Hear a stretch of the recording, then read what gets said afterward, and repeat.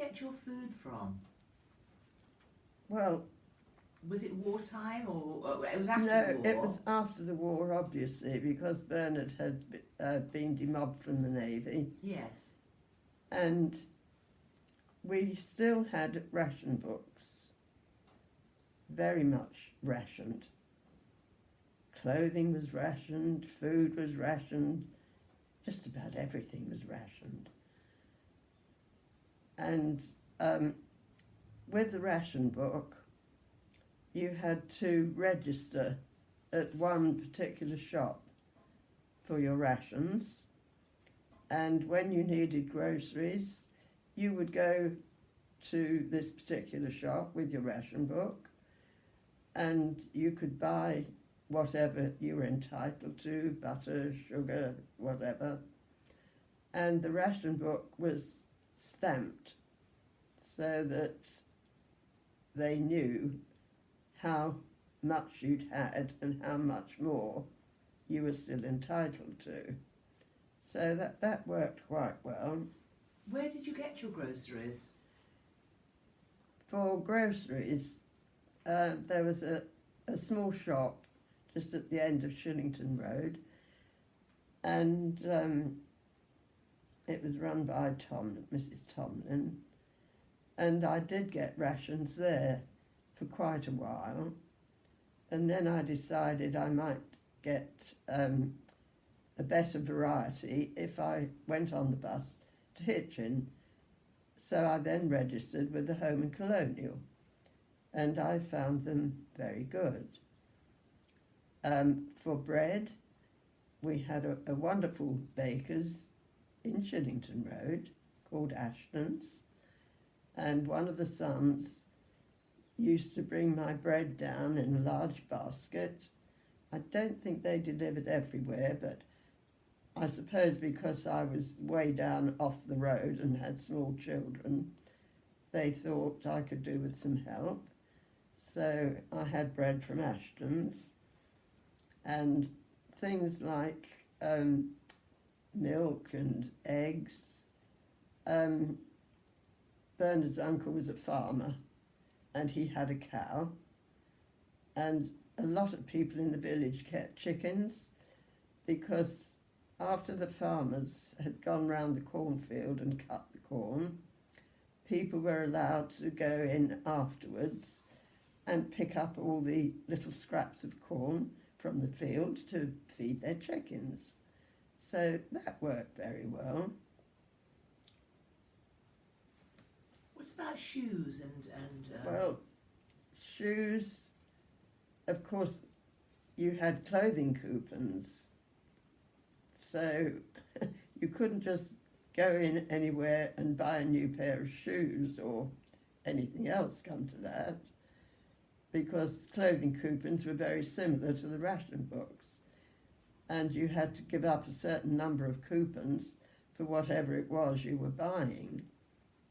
I think it was 11 coupons for a dress, 2 coupons for a pair of stockings, if you could find stockings.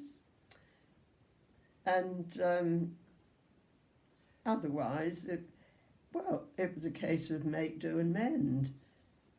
You could make a very nice skirt out of a pair of old curtains. Lots of things like that. Very much make, do and mend. Did you have a sewing machine? No. I couldn't have a sewing machine because I'd got no electricity. Yes. But some people in the village did, Yes. of course, and they would do alterations for me, Yes. things like that. But as far as shoes were concerned, we had to make them last as long as possible. And there was a man in the village who did shoe mending, and he could put a leather sole and heel on a pair of shoes, and they lasted for quite a long time by doing that. Where was that shop? I can't remember the name of the shoe mender, but he was sort of middle-aged, and it wasn't a shed exactly, but it wasn't a proper workshop, not really. And that was up by Little Green. There are houses built there now, but then Is that Little Green or Great Green? Great Green next to the...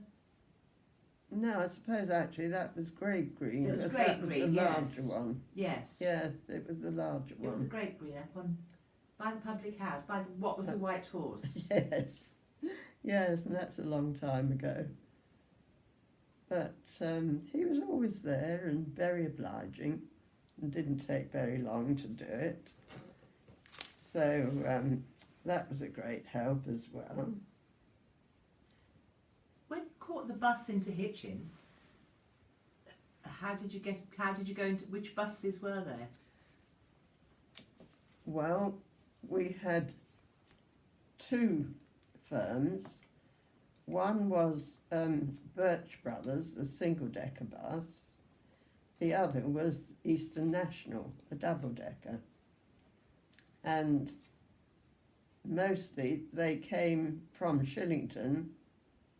So, of course, they came from Shillington and along Shillington Road, which was lucky for me because I didn't need to go right up to the Fox to get on the bus, because they would stop at the end of the road before you went up the High Street. Yes. I can't remember how much the fare was. It was in old money. Yes. But bus fares were not very expensive, but it was difficult. When I had Christopher and he was very small, I had to have a pushchair. So if I had a really nice conductor, he would fold the pushchair and help me on the bus with it. If he wasn't very nice, I had to struggle to do it myself. It just depended who you got. You had a conductor and a bus driver? Yes, we did. Both. And they were quite regular. And of course they run at much more frequent times than they do now, because not very many people could afford to have a car, and the buses were always quite full. But they were very useful. And going into Hitchin, sometimes in the market you could buy fresh fruit and things like that, which helped out all the rationing, of course. So it was quite worthwhile, Yes. maybe once a week, going on the bus to Hitchin, Yes. when you could get extra things which otherwise you wouldn't have been able to get. What? We did have a post office in the village, which was very useful. Where was that?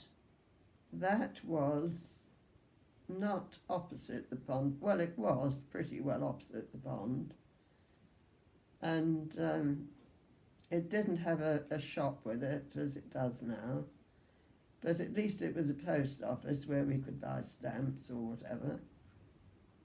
And there was a hardware shop just a little way along from there. And there was a butcher's shop, more or less at the side of the pond. And if you were registered there with your ration book, you could get very nice fresh meat. So we were pretty well served, considering we were a small village. Yes. Yes. And there was another shop where you could buy sweets and things like that. Very popular with the children, of course. Were sweets rationed? Sweets were rationed for quite some time. Yes. I don't think they came off ration until well into the 1950s. Why did you leave Wright's Farm? Well, we were quite happy there really, and managed very well for most things. But of course, the house actually was right next to a granary. And we started getting these tiny little black insects in the house. And we were told that they were, I think they were weevils, I think they were corn weevils. And once they found their way into the house, they started taking over. And they were very, very small, about the size of thunderflies. And I tried everything to keep them out of my pantry. I put some flour in a screw-top jar, and unbelievably, they got into the flour, even with a screw-top jar. And we put up with this for 2 weeks, not much longer. And then one morning, I went upstairs to turn the bed back, and there were some of them in the bed. So that was it. That was definitely it. So Bernard said, what we'll do, we'll have to go back to live with Mother at number 28. And she very kindly allowed us to.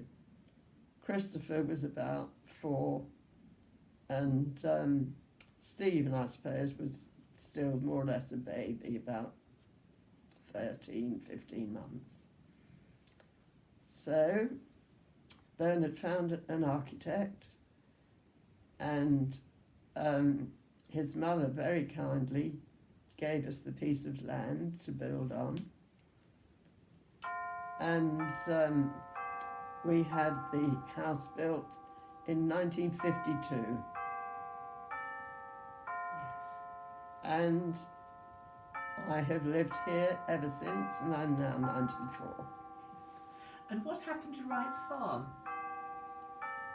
Wright's farm, no one else lived in it after we left it, and eventually the house was pulled down. And I think that's when they discovered that quite a lot of the front of the house was in fact extremely old, which until then I don't think anyone had realised. But old or not, down it came.